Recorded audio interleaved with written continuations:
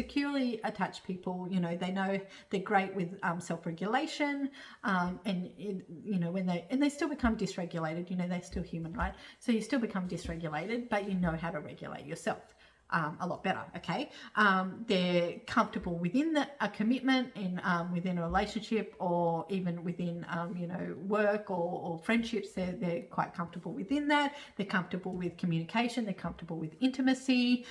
All of that. They trust others and they are trustworthy. Okay, you know, their advice is highly sought after, because they're great listeners.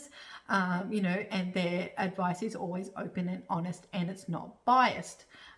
You know, so you know, they're pretty great people to be around. Okay, because they're well balanced. Okay, you know, they can depend on others, and others can depend on them. You know, and they're held in quite high regard.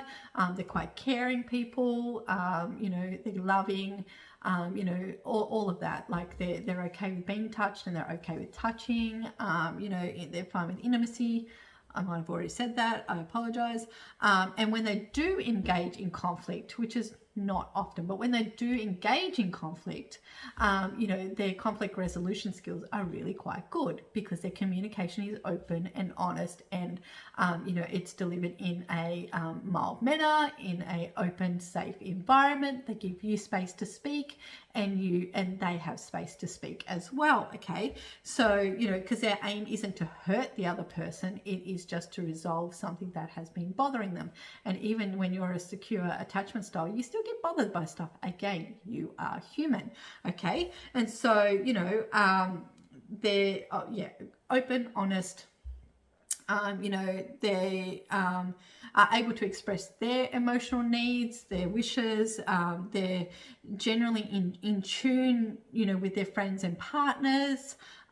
You know, and their needs and wants. So sometimes, like, you know, their friends or their partner, they won't even know they're in need, or they won't even know that something is happening in their life that isn't quite right. But generally, this secure friend or partner will notice it before they even notice it, and they will say, hey,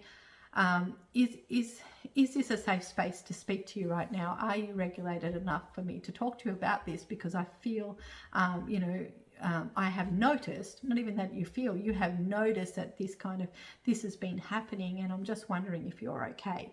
And if you're not okay, I just want you to know you're in a safe space to be able to talk to me about that. And then they give them, you know, open, honest feedback on that. That's not biased. Okay.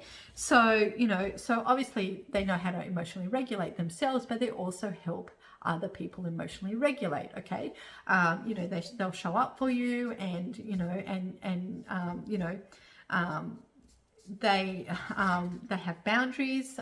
You know, obviously they don't want to be walked over or used, and stuff like that. Okay, so that is a secure attachment style, and that is where I'm moving into. I'm mostly insecure attached now, but I still have my abandonment wound, and so sometimes I still move into the anxious preoccupied. But I recognize when I'm in that state, and I you know, have tools in my you know, tool bag to be able to combat that and re-regulate myself. Sometimes I do need the assistance of a friend, and say, hey, I need to just talk this out. Can I just vent to you for a moment? Is that okay? I need a little bit of advice, because sometimes my own self-positive talk and stuff doesn't work. Yes, you have a conversation with yourself quite often. It is not crazy. It is actually really, really healthy to have real talks with yourself.